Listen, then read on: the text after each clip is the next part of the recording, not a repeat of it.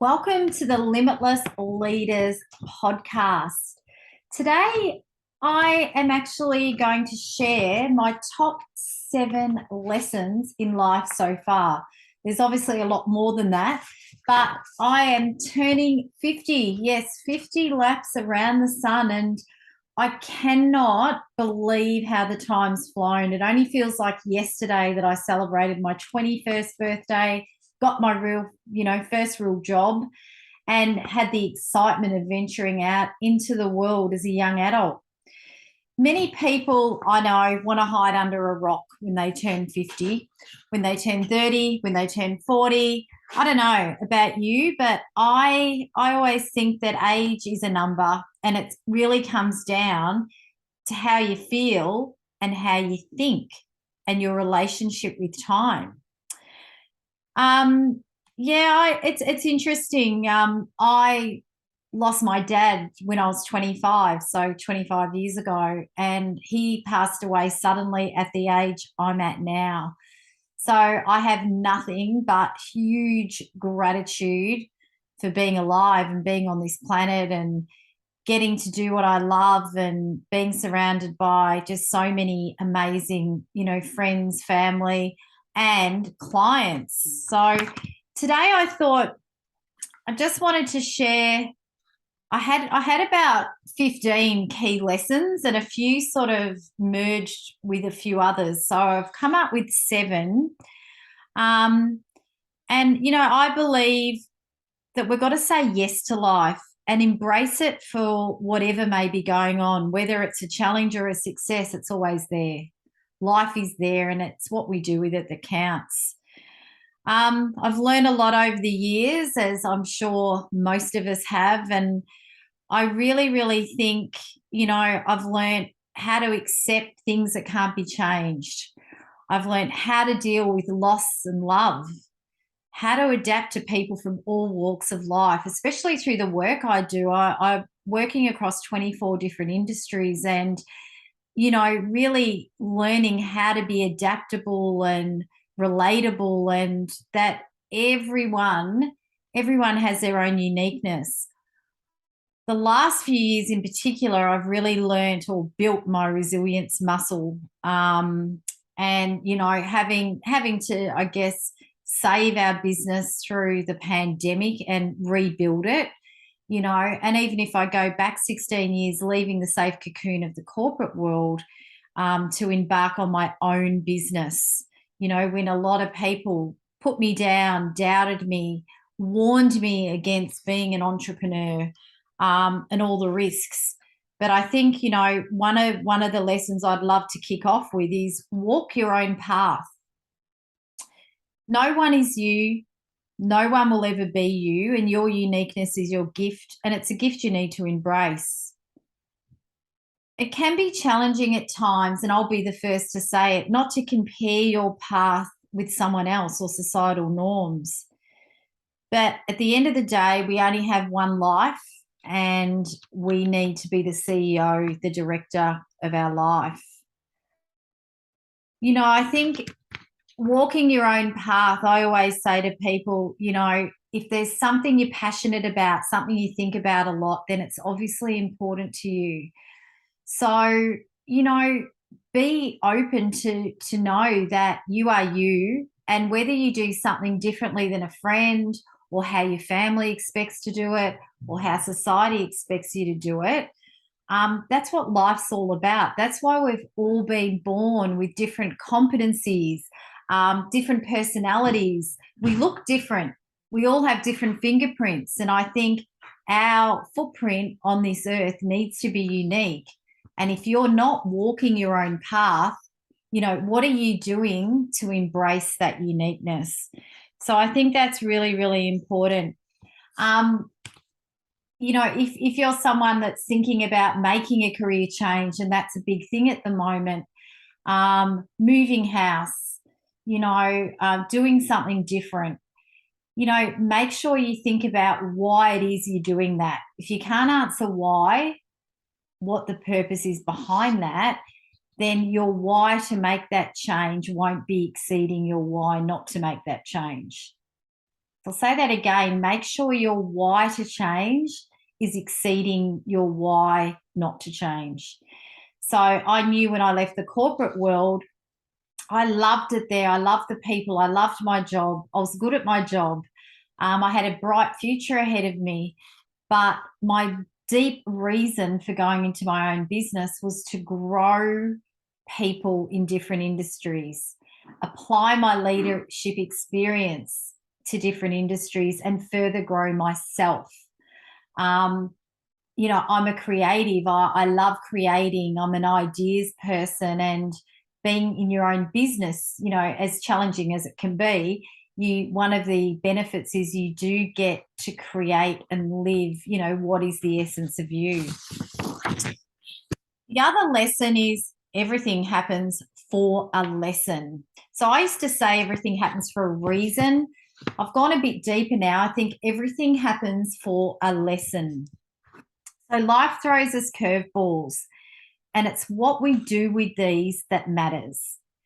Whether we experience a success or a challenge, we need to be ready to accept, not always condone, but accept what has happened and find the lesson in it. And it can be hard, yeah?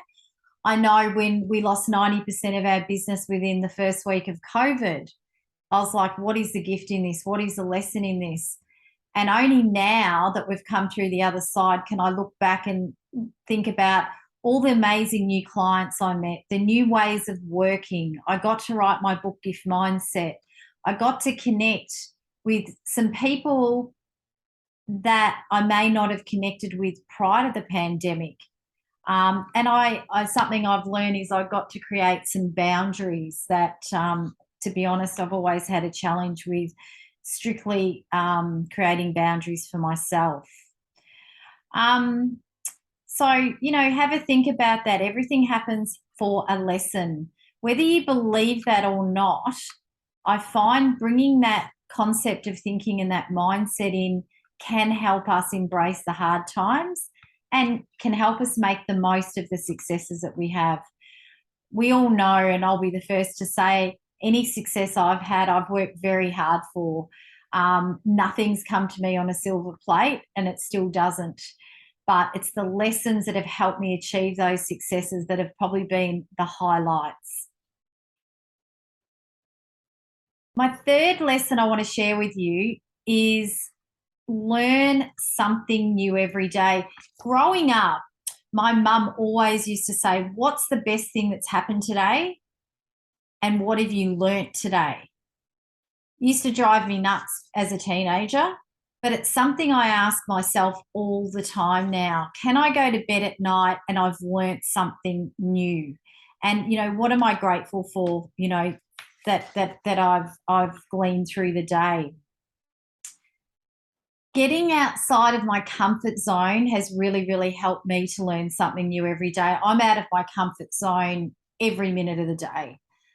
If I look at today, as I'm recording this, I've had 2 radio interviews at 6 a.m. this morning that came out of the blue last night, and I had to prepare for those. I've had a coaching session, and my coachee brought up a very unexpected topic that threw me a bit, and I really had to grasp that and be present and be in service to her.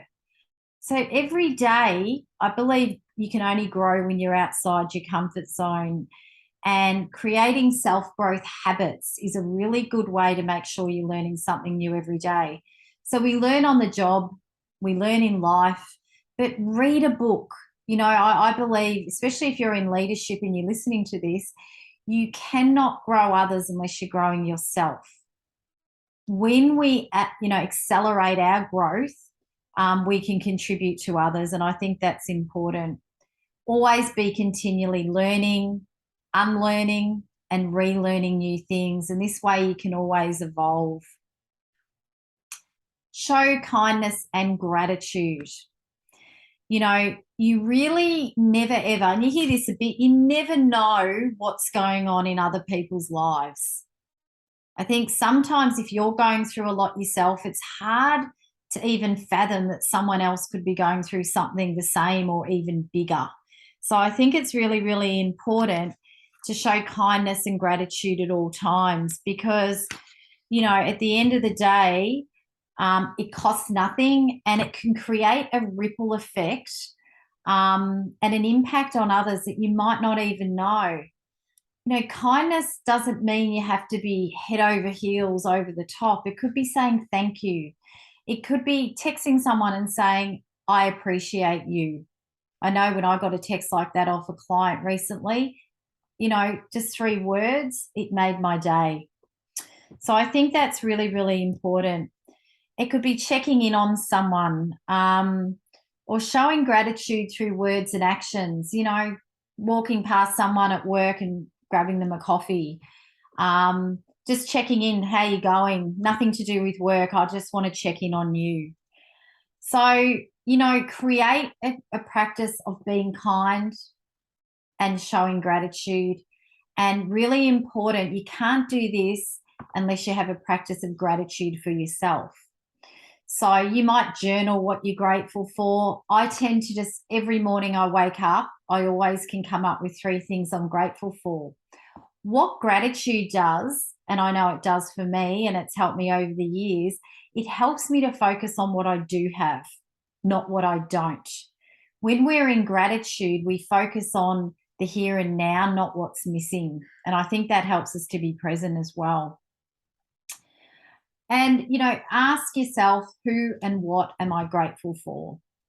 So I always ask myself this, and working with teams and leaders and their teams, we kick off a lot of workshops on who and what are we grateful for. And it helps everyone to have that forward thinking. My lesson number, 5, is do what lights you up. And this is something I bring up a lot. And this is probably going to be, I'd say, if it was my last day on earth and someone said to me, Renee, give me one word of advice, it would be do what lights you up. Do what energizes you, what gives you a pep in your step, in and out of work. So out of work for me, I'm a connector. I love people. I love cooking. So cooking and people together. My most favourite Saturday night is cooking up a storm for friends or family. So know what it is that lights you up, but more importantly, bring that into your life as much as you can. So at work, what lights you up? Is it being out with the customer? Is it developing your team? Is it creating new product development? Is it looking at strategy, coming up with ideas? Whatever it is for you, bring that in as much as you can.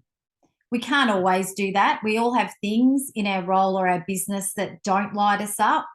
But I have a bit of if you can do what lights you up 70% of the time and drive and satisfy those things, you'll feel so much better. You'll feel happier, more fulfilled, and probably do what you're doing at a much higher level. Do what lights you up on a Monday. I cannot reinforce that enough. I wrote something recently about the Sunday night dreads. And I think that's, when you've got something on a Monday that you're dreading, or someone you're seeing that you don't want to see, or something you're nervous about, it can really dampen your weekend and you're not ready for the week. So where you can, kick off Monday morning with something that really, really lights you up, and that sets a tone for the week. And I do this. I have got clients that do this, that swear by it. During the pandemic, when we lost all our work initially, I started running free webcasts first thing on a Monday.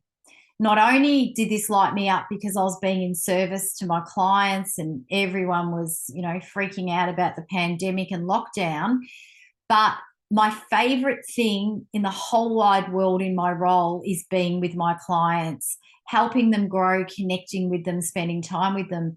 So that got me through. And if I reflect back now on the last few years, running virtual almost for 2 years up until late last year, that kept me going. That was a lifesaver for me. So find out what that is for you.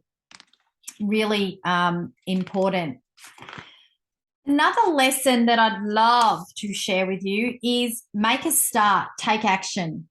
I'm high initiative. If I see something, think something, I do it.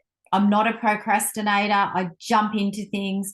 The majority of the time, this has worked out for me. I think if something feels right, it's important to you, you're thinking about it, it keeps you up at night, then you need to pursue it. Don't suppress it, express it. I think that's really important. When you want to start something, so it could be an idea, an initiative, it could be a health regime, it could be anything. Check in, logically, what am I thinking about that? Your heart, am I connecting with it? And your intuition, how am I feeling about this? And then you'll get some balance. We only have this life. And like I said, you're the CEO of your life. You're the director of your life.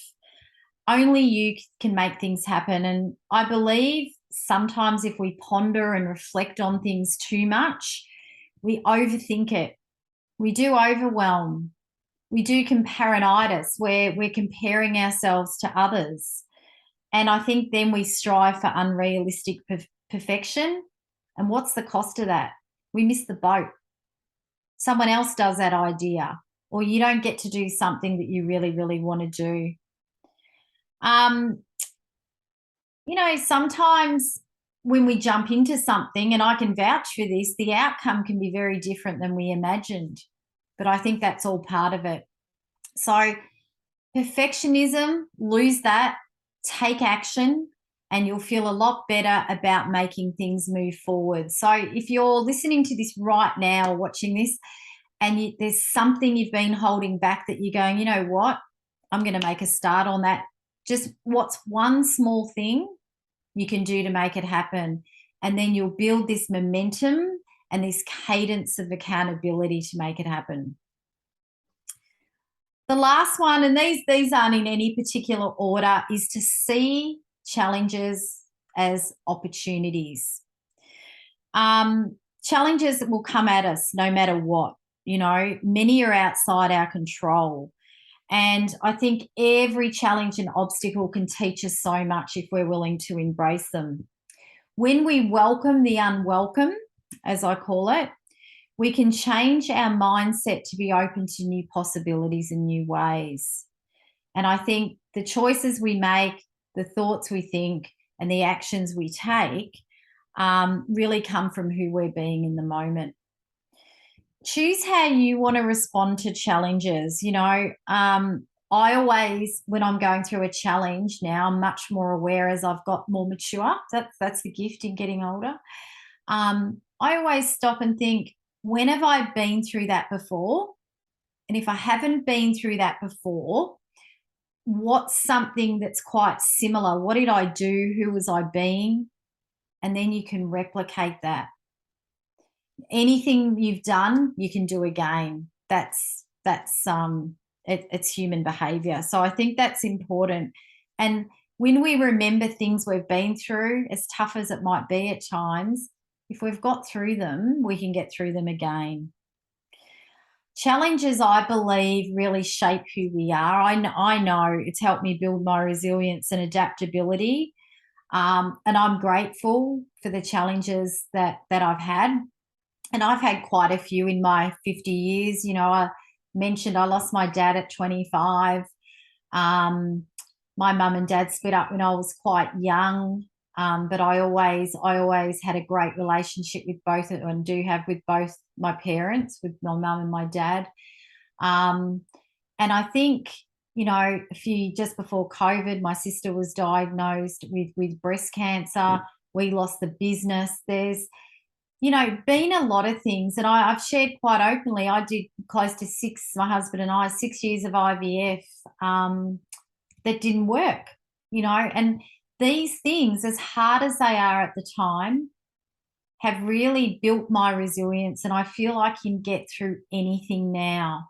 Not that I want any other challenges around my birthday, but, I just think it's really important. Every single day I make sure I learn new things about myself and others, and I believe our life and the lessons we glean are constantly changing. and they're as fluid as the ebb and flow of the tide. You think about the ocean, and that's another thing that lights me up is being down near the beach. The waves can't come in unless they go out, and over time that will never change. So it's been a really good thing for me to do this, to really stop and reflect on, 50 laps around the sun, and what I've learnt so far in my journey, doing this thing called life. And I really look forward, to what lies ahead and what lessons I've still got to unwrap. So I wanted just to share those 7 lessons. I hope they've resonated with you. Just to go through them really quickly again. Walk your own path. Everything happens for a lesson. Learn something new every day. Show kindness and gratitude. Do what lights you up. Make a start, take action. And look or see challenges as opportunities to grow and learn and be more. Who we are right now and who we're continually becoming is something that's always going to be changing. So everything we've been through, I know everything I've been through has led to who I am right now speaking to you.